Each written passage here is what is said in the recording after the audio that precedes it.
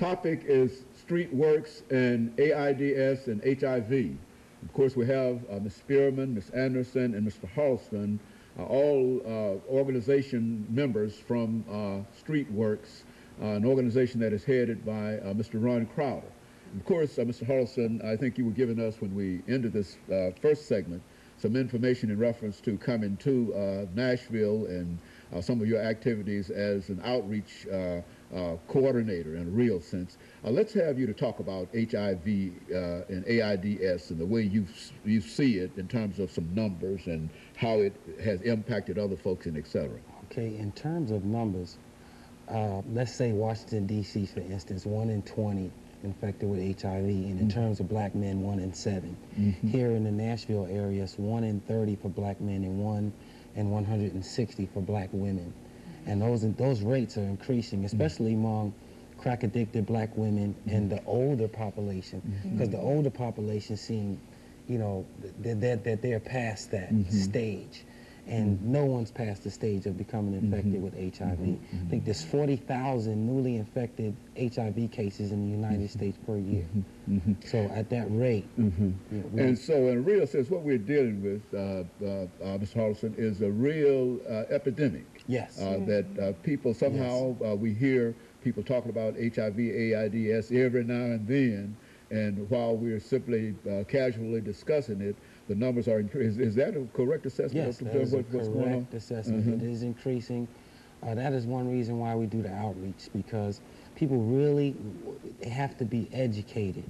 You know, they have to be educated. The stigma has to be broken down, the stigma that is attached to HIV. They have to be educated and taught prevention techniques.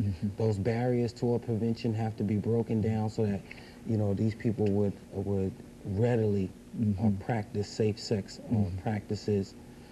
That is probably the main reason, because there's no cure for it right now, as we all know. So our best hope for it is either prevent the spread or prevent newly infections. And the way to do that is through education, scientifically based education, because it's a known fact.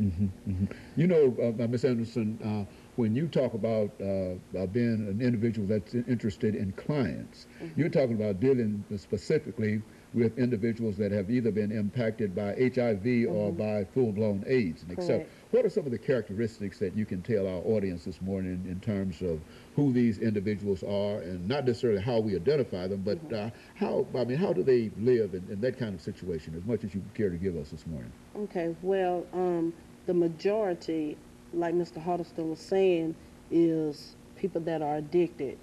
They tend to not seek the help, you know, regular doctor visits, medication, so the disease progresses.